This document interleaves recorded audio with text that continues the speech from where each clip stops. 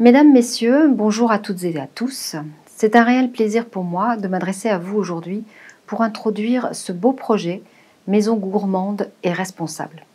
Je remercie bien sûr la FNACPAR, l'association ADEF Résidence, porteuse de cette démarche, et leurs partenaires, l'ADEME, la GIRC Arco, et tous les acteurs qui ont su faire vivre ces initiatives depuis mars 2019.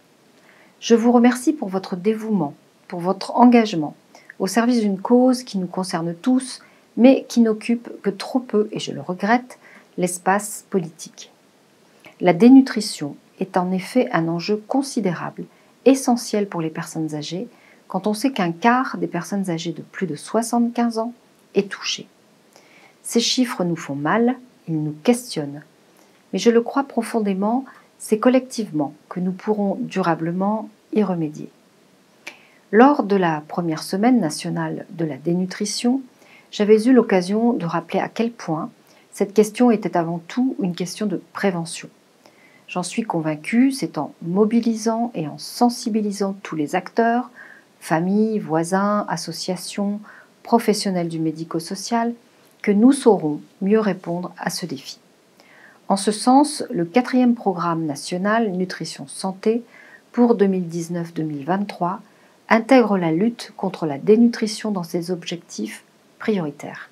Nous le savons, pour lutter contre la dénutrition, chez les personnes âgées notamment, il faut agir tôt, dès que les premiers indices du risque apparaissent. Depuis plus de 2 ans, vous œuvrez dans les EHPAD, au plus près des résidents et des personnels. Je sais que la crise sanitaire a pu ralentir vos ambitions, vos initiatives personnelles, mais ne boudons pas les actions qui ont pu être réalisées. Ce sont 40 000 résidents qui ont pu en profiter. Les témoignages des EHPAD engagés en sont la preuve. S'adapter aux besoins nutritionnels, améliorer la qualité des produits utilisés, rééquilibrer la balance énergétique, permet aux résidents de retrouver le plaisir du repas. Je voulais saluer aussi votre mobilisation en faveur de la lutte contre le gaspillage alimentaire. Ce sont 8 tonnes de nourriture par établissement qui sont jetées chaque année. Ce chiffre n'est pas acceptable. Grâce à vous, je sais les efforts qui ont été faits et je sais que plusieurs établissements ont mis en place des démarches favorisant la pesée des aliments et l'évaluation du gaspillage alimentaire. Mais force est de constater que nous avons encore du chemin à faire pour atteindre les objectifs de la loi Egalim.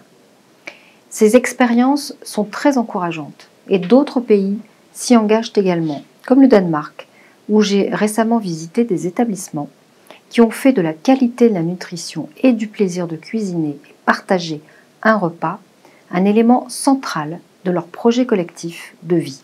Je tiens d'ailleurs à souligner que grâce à Maison gourmande et responsable, vous avez voulu redonner une place plus active à nos aînés au sein de leurs établissements. Trop souvent, les personnes âgées ont le sentiment légitime de ne pas être assez écoutées. Il y a un enjeu démocratique fort à respecter la parole, la place, la citoyenneté de tous à tous les âges de la vie.